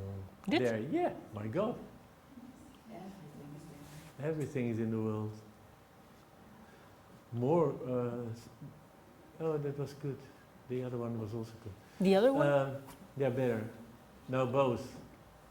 Well, okay. What I did, I learned from making this stupid exhibition on the ladders, and that no one want to climb on the ladder because they don't want that you look at their skirts or whatever, or afraid. So I thought, okay, I have to learn. I have to stay on the ground. And while I was making this series of Sefirot, I was doing a lot of meditation to get into. That is another part. I believe in silence. I don't believe in mobiles. I believe in silence and getting in contact with yourself to create things that makes that it is more that you can get deeper into yourself to create. And on that, because that gives me the possibility that I thought, okay, I wanted to create work, what is myself, and I want that I present it on meditation pillows. And the meditation pillows are on the ground, and I thought, okay, when they don't want to walk up, then they have to go on their knees to see my work. And so I made in the gallery at Marseille, I made from the ceiling till the floor. This is not in Marseille, this is in Boston, for and I made 7 meters high curtains with on the curtains ein Sof, hour, and that means I can't look closer than I am. And then I made these pillars on the floor, and the people had to walk from 3 chapters, from one to another, to get into a certain kind of small room and see their 12 pieces on the ground. It gives a certain kind of celebration, a certain kind of temple feeling of going from one chapter to another. And a mysterious feeling also behind it. For me, it's important to come as close as possible by the intention what I have. Mm-hmm. When I talk about up and down, yeah, and as above as below, then I go into the beams. When I talk about maybe grounding, yeah, and Mhm. very basic things, yeah, and meditation, then I want to present it on meditation pillows. So it has always a direct link with that, with the way I am making a piece, Mhm. and I want to by the presentation, I want to give a small fingertip, yeah, of the idea behind the work, without words. Okay, I can write a lot of text or whatever, but I think also and that's a new step. In the beginning, I made a lot of books and editions, and making that possible, that the edition was selling, and that makes it possible to produce the book. But time is changing. On the moment, no one want to read the text anymore. Sorry, Elizabeth. It's no, it's less. That's a problem. And for that reason, I'm making movies also. And first I made movies with text, Mhm. and I see now at the moment that, well, text, when you don't say anything and you make a lot of experience and with the same message, it's also okay. Time But is flying in that case. But these movies are usually teasers for projects, no? Yeah. It's more a before Yeah. rather than bringing it together when the work is there, or not. Yeah, I It's see like that sometimes the gallery owner is making a review of my exhibition, and I hate it. What do They you go mean a with their review? camera and Ah, and then saying, okay, this was the show of Ruudt, and I think, shit. like like film a walkthrough Yeah. through the exhibition and put it online. You liked it? I'm just laughing because I filmed everything before we started, but I didn't put it online. When you do it online, I hit you. I will do it right now. Delete it. No. No. I think that is so obvious. Yeah. And Yeah, it's only visually, of course. yeah. It's it's an interpretation in moving images. Yeah, but on the moment when I make, and mostly I make that together with an intern, yeah, Mhm. movies. Then it's a possibility of giving an image or a smell, yeah, of where this goes all about, compared to give the right exact thing. Mm-hmm. And I think that's more, for me, more interesting. To work with the senses, with different senses. Yeah, and the essence and the mystery of it. Yeah. So the surrounding around it Mm-hmm. makes it. Yeah. Yes. Let's put some more pieces on the table, no? Yeah, we have a lot more. Yes. We put all kind of ups. Da, da, da, da. All the men. Wow. Do you have more questions? Besides, Oh, this is a nice story. Hey, this. this is a nice story. Yeah, this is a nice story. I don't know why it happened, but at a moment, no one knows this, that I made this. But there are sometimes situations in my surrounding that people say, hey, why are you not producing something in a bigger number, yeah, in a production line, and then I made a candle, and that was never, I produced it and never sold, and then I thought, okay, I want to make this as above as under. It comes from here, the same period of time, you can imagine, yeah. It's above as under, but it's design. And I like the idea. It's a It's a cookie. You can get your cookie. This is really rubber for eatable rubber, so that it does not affect any taste. And you can have some cookies on this side and some cookies, other cookies on the other side. But no one likes it. And Are you trying to sell it here? No. no, I don't try to sell it here.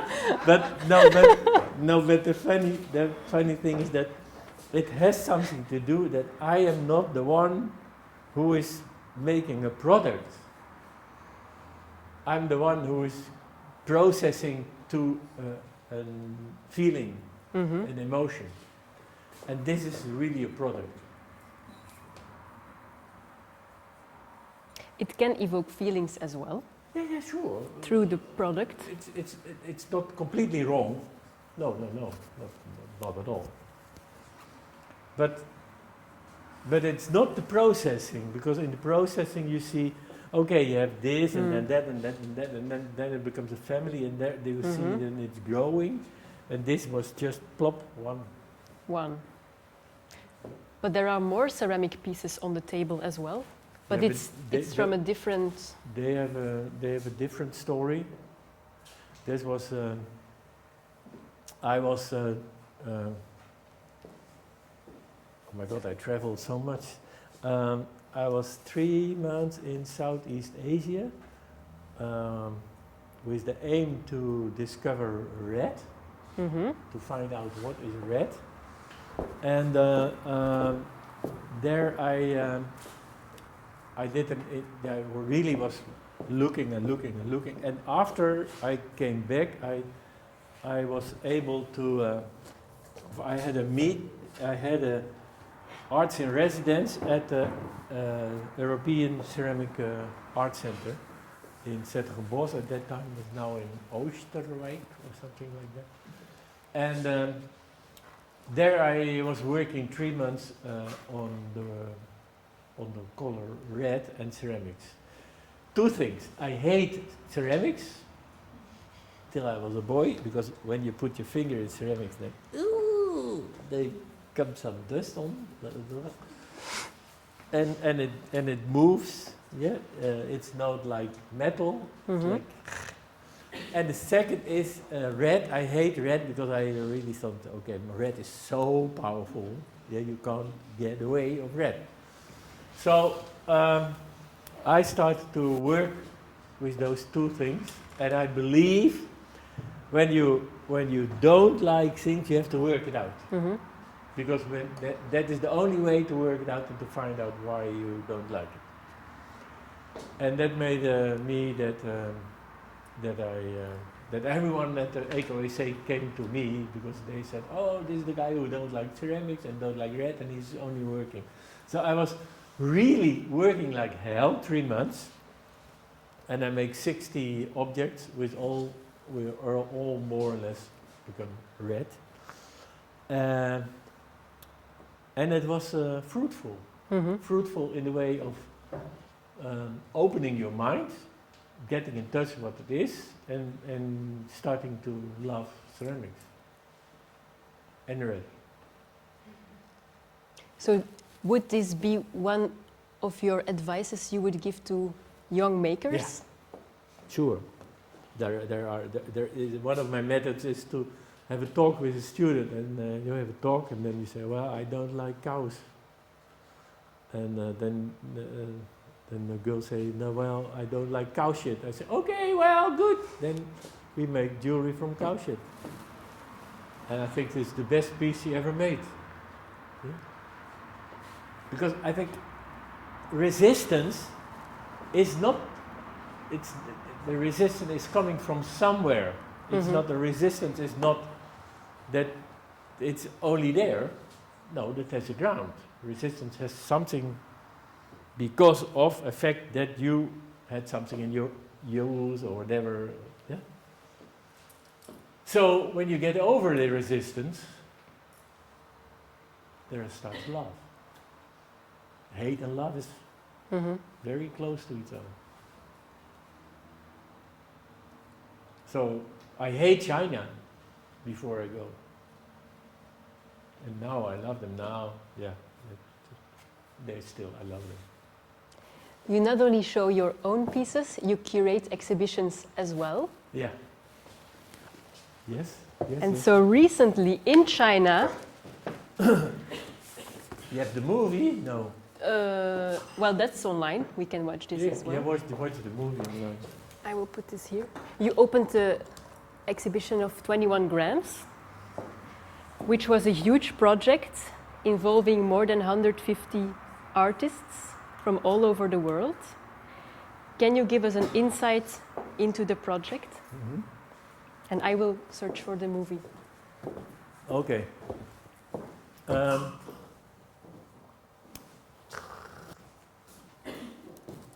In 2010, I was making this series of jewelry, and they're called anima, and anima is the soul. And this is work what I made by pouring wax in water, and by a split second this form comes out, and then I made the decision, it's yes or no. So a very, very quick decision. During that period, 2010, I was doing research on internet on the soul, because I thought, okay, well, I have this anima, and I was looking for anima, and it was a soul, and blah, blah, blah, blah, blah. So, and 1 second I came to a professor, Dr.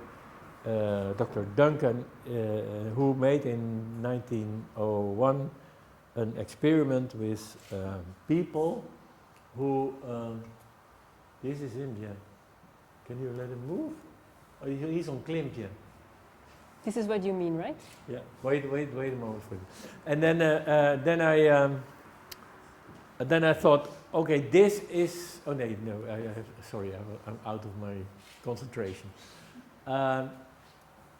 The guy, Mr. Duncan, find out that the body lose 21 gram, when they die, and he said that is the soul. The soul of the body, is 21 gram. And I found it an extremely interesting concept. I thought, my God, this is fantastic. This is so close to my profession. It's so close to being a jeweler. 21 gram is really something what fits to the size of the body. It's the weight. But it's also that we as artists, as jewelers, are extremely good in transforming this kind of strange way of thinking into an object, because I think we are much more good in this kind of difficulties to transform that in an object than a sculpture or something. I think we are better. So for that reason I thought let's make a concept of it. But it took me quite a long time before there was a reason that I could do it. And the China Academy of Art asked me to become curator for their second metal triennale. And the first one I made also already was curator about, and that was the body alchemy. But it was a very interesting exhibition too. And this is now the second one, and here you see, my question to every artist was, please make a jewelry of an object, what has the weight of 21 gram, and the concept of the soul. And I am very happy that a lot of artists did it. Can you show the movie? Oh yeah, you should.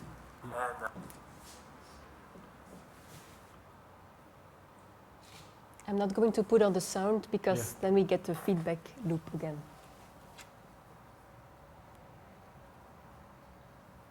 This is what I can't say. I don't like the colors. Oh, sorry. Oh, I don't like colors. But you have a microphone.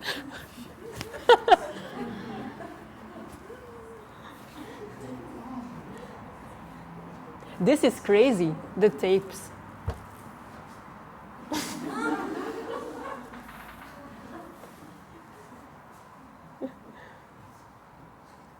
Well, what I say about this exhibition, it's a floor look like the shirt of Paul Smith with a very sensible exhibition on top.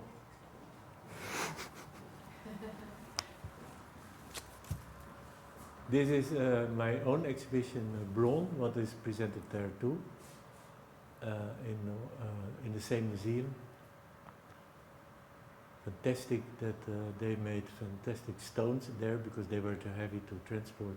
But all the stones were, there was someone who drilled a hole, but not straight, but Oh. there's a lot of. The Bron exhibition is your retrospective exhibition, Yeah. which you opened last year in Coda Yeah. Museum in Apeldoorn in the Netherlands, which then traveled to Tallinn as well, Yeah. and now it's on view here in China. Maybe to wrap up our conversation, because I see it's already time, did making that exhibition and bringing together all those pieces from more than 40 years of your artistic practice, did it make you reflect upon your work in a different way? Yeah, I have the idea. I have the idea that I'm the same. Still, the one from 21. No, sorry, the one from the baby Ruudt. Yeah, is still the one here. When you look at me and you look here, you see a lot of references, and there is only. I have the feeling that the circle becomes a round. That I have made so many steps and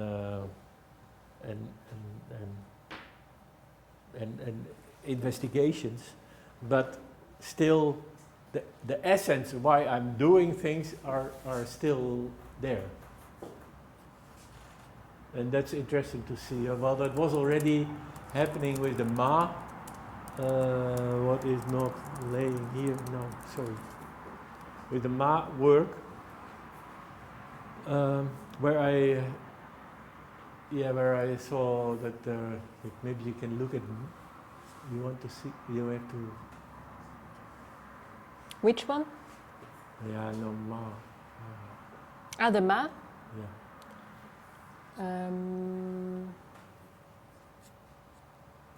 Laatste. Nou. Ah, het is er nog niet op. Wat is dit? No, it must be.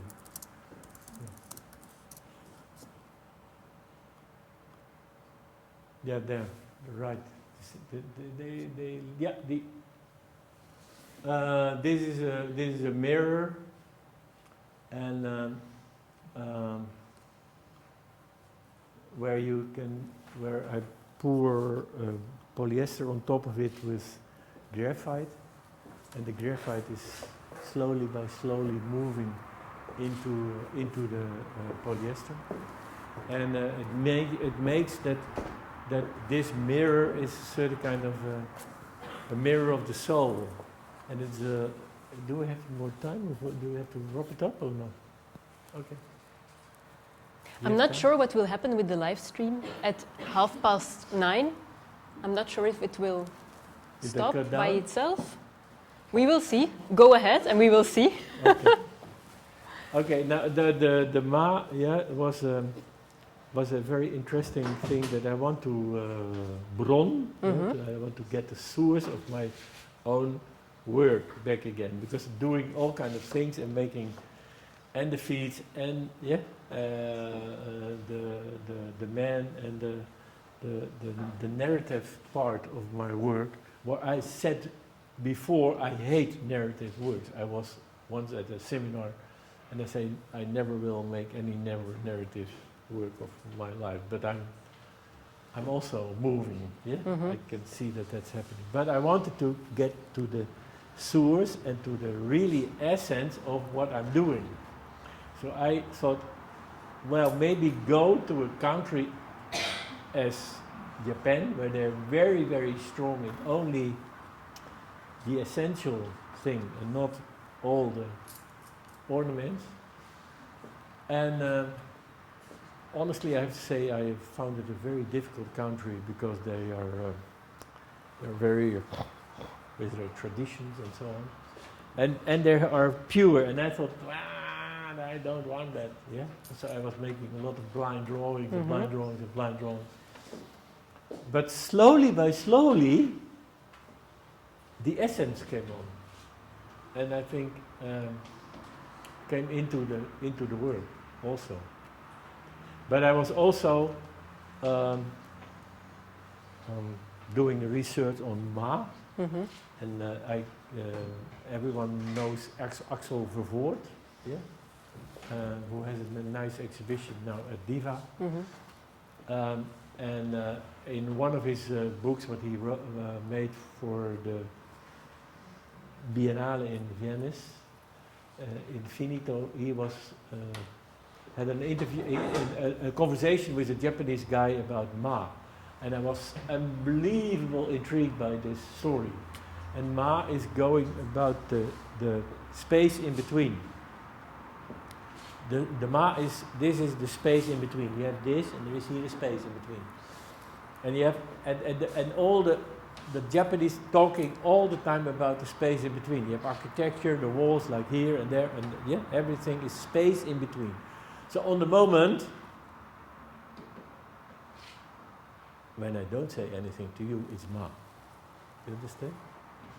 So also silence is Ma. So the Japanese use silence in their speaking to pronunciate something what they want to give space. And I thought, okay, this is such an interesting concept. So I started to make jewelry where the jewelry, yeah, has this Ma concept in it. So I made this mirror, and when you wear the mirror, you see yourself, on a certain kind of moment you see yourself in the mirror, and then that's the Ma. Yeah? So by everyone is a different Ma. And that's why I found that as a jeweler, yeah, my Ma point.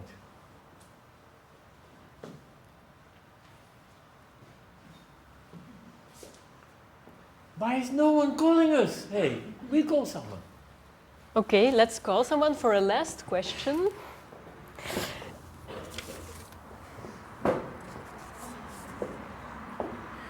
Okay. I have to. Tum. Pam. This one? Okay. There are people on the list, but I don't see the name of the persons, but only the number. So we are calling. Now everyone is very nervous. Yeah. Is everyone at the phone? Did everyone bring their phones?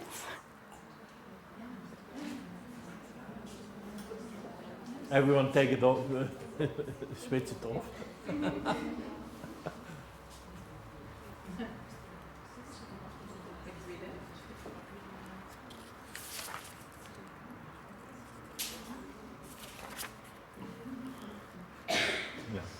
Okay. But maybe someone here has a question. Do you have a question? No? But there is a question on the other side. What? There is a question on the other side. Okay. Ik kom over hier. You come from China? Yes. Okay. I thought it was better to go. I was wondering about what do you think about jewelry has its own responsibility and function to reflect on our society like art. Okay. Yes, because I think we all live in our society, and we are all responsible for what we do in our society. And I believe that each thing what has been done in the society gives a move into the whole constellation. So if you make a piece of jewelry, you can do that on a positive way, then the society moves positive. When you do something negative, it moves in the negative way. So I believe that all actions, in life and what you do have an influence on the total, our total planet. So when I'm making something from a critical point of view, Yeah. then it's good. Yeah. Or Yeah, no, it's always good, because also when you make the critical, when you say a negative, you can do something very damaging, on our society, but then it goes to the damaging part. But when you do something positive, it goes to the positive. But it has always an reaction on our society. It's not that I say I'm only a jeweler, so it's only for beauty. No. It has an impact. It has an impact on the society for sure. Otherwise, myself. Why should I live when it has no impact? You understand? You understand what I mean? Because anything is for you too. Everything that you do is impact. Now, that it maybe moves a micron, or even less than a micron, that's no problem. But it's it has an effect.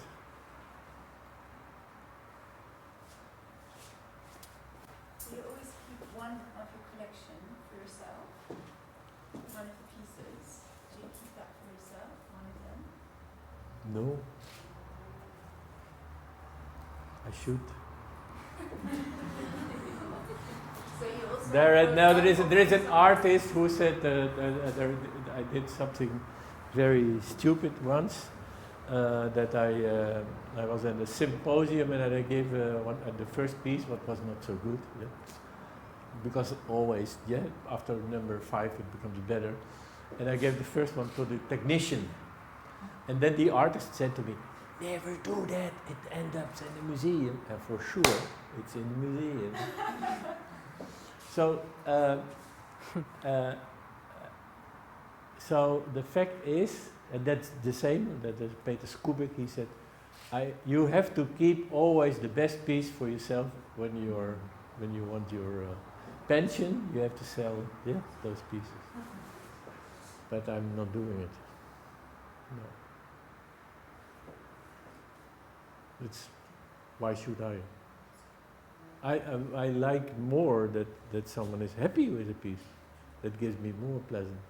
And there is something, what I like the most is these works, when they are all in my studio, they are, weet niet wat de ballast is, they are some pressure on my shoulder. Weight. They give weight on my shoulder. I have to carry them with me. And when they're gone, I can make new work.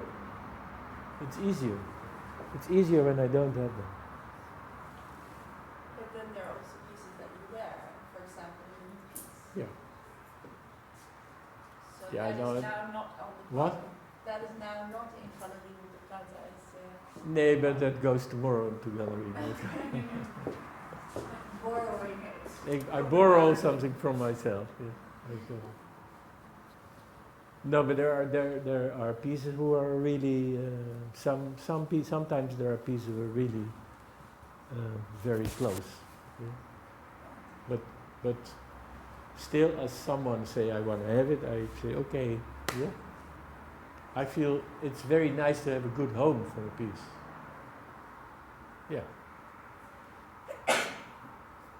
That gives, and when you see that the home is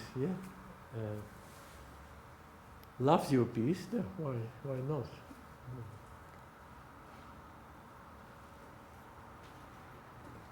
Yeah, maybe I missed it, but I don't think so. concept is a very big part of every piece of your work, then yeah, I'm wondering what the concept is behind the two ping pong ball thingies that were already on the table. We didn't talk about that. I No. don't think so. No, we didn't talk. I apologize that I asked. I don't undress myself, but well, the concept of these are that there are three. There is one more, yeah, and oh, this is not the way you have to do it here.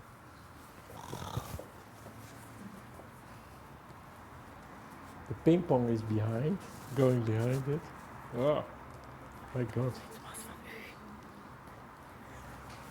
Okay, it's about the Three Grays. You heard about Three Grays. That is a painting of. Now I'm gone. Botticelli? No.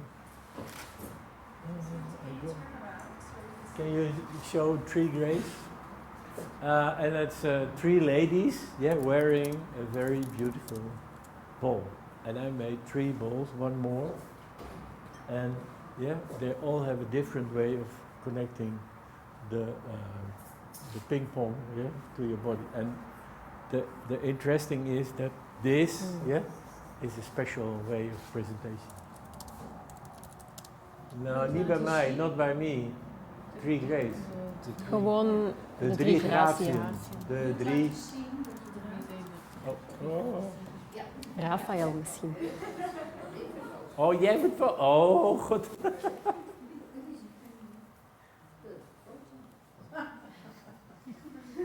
Ja. Maar ik heb een vraag aan Anneleen. Ja, Waarom sta jij iedere keer op je eigen video's? Oh, sorry. Why do you stay every time on your own videos? well, this is a question. Well, I think some of you probably know my Instagram account, and it's true that I'm continuously making movies and photos of my own actions and what I'm doing in my current workplace on the 7th floor in the tower here on the campus. And this is a question I ask myself as well. And I think at this moment in my artistic practice, it's important for me that it's me to be able to see the process from the different perspectives of the maker, someone that presents him, herself, and someone else viewing that. And to be able to switch between all those viewpoints, which is now, for me at this point in my life and in my research, important. But of course it's also about exposure, and maybe there are some hidden things underneath that I'm not sure yet. You know, hoe heet die jongen ook weer uit Portugal? Edgar? Yeah, Edgar Moser, he wrote an article about that only gay men are expose themselves, gay jewelry makers exposing themselves. I think I've and read not it. ladies. Well, times are changing. You're gender neutral. Yes, definitely. Yes. More questions? Okay. Are there more questions? Yeah. There is louder.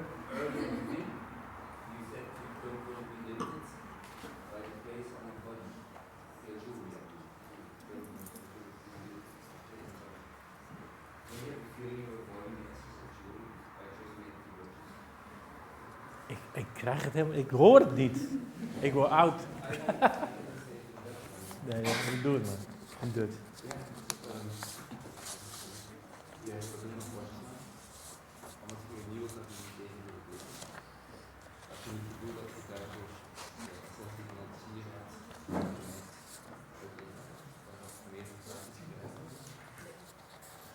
Yes, okay. He only asked me why I'm only making brooches. It's not true, but I'm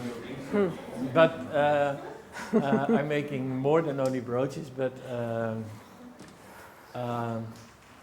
what was that? And that when I make brooches, that I then not use the real impact of the body, yeah, as a jeweler. And that's true, and I have the feeling that I'm a bad jeweler. That I'm not a very good jeweler.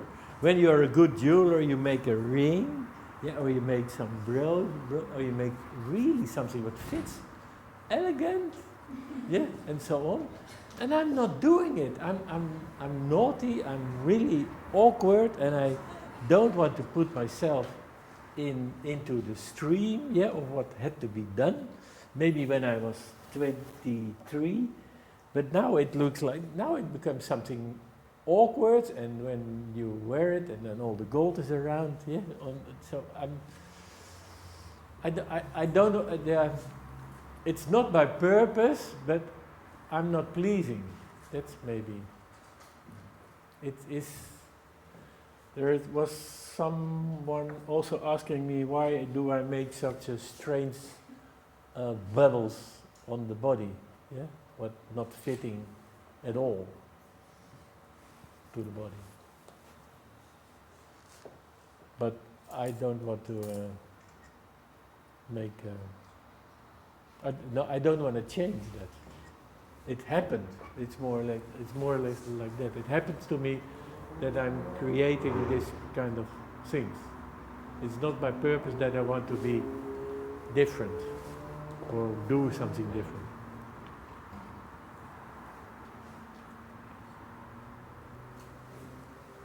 Je hebt vast een vraag. Ik had een vraag, maar dat is hetzelfde als vandaag. Oh, Over het pingpongballetje. oh, de pingpongballetje. Shit, wat een jammer. Wat sta je nou? Okay, no more questions.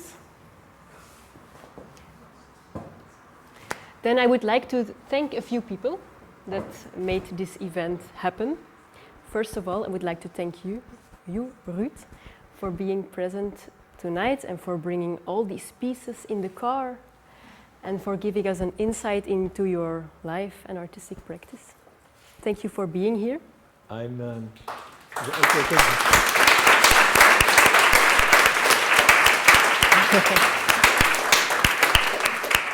I'm very happy, but I'm a little bit annoyed by the fact that no one calls us.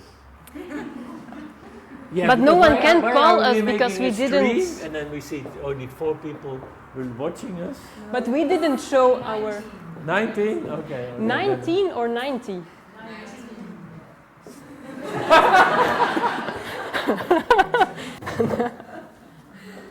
What are we doing? That no, okay. This whole hustle. You know, Well, I'm happy with it. I'm happy with the live no, stream. because I'm very happy too. But, It will stay on YouTube, yeah, and people will be able to watch afterwards as well. Yeah. Good. So thank you.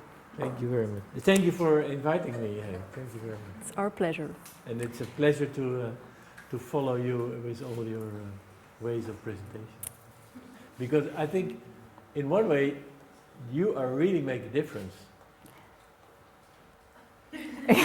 I hope so. Thank you.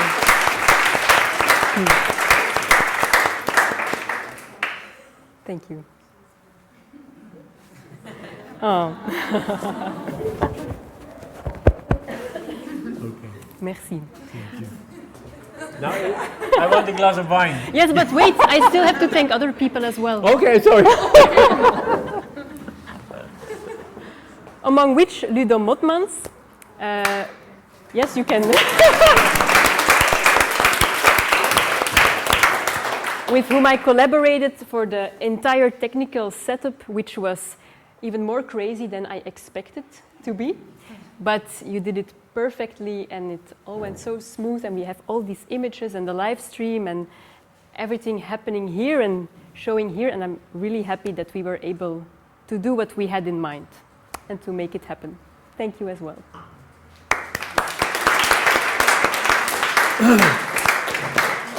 I would like to thank the colleagues of Peeksel Med and Object and Jewellery for general support, for feedback, and especially I would like to thank Karen Wuitens, Audi Pauwels, Bert Willems, Lydia Kouberg, Caroline Bullens, Nancy Penders, and Paul Docs as well, because they really helped me with everything, and Erik van Mierlo for the ping pong table, because they helped me for all the equipment, which was important for the setup of the exhibition. Thanks to PXL Med for the facilities, thanks to the University of Hasselt for the financial support, and thanks to all of you, of course, for being present tonight, physically as well as virtually. I will check if I didn't forget anyone. I thought that you would do that fantastic without paper. Yes, and it's, well, I can imagine that in 5 minutes I will be like, oh my God, I forgot someone, so sorry for that already. But thanks to everyone who helped me to realize this wonderful evening. I had a great time. Thank you.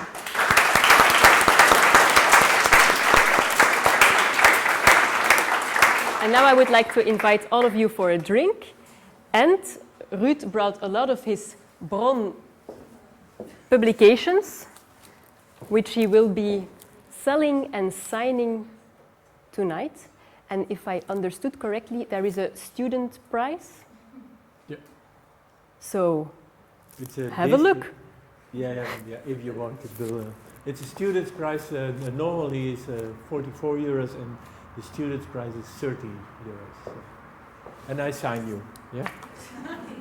Okay.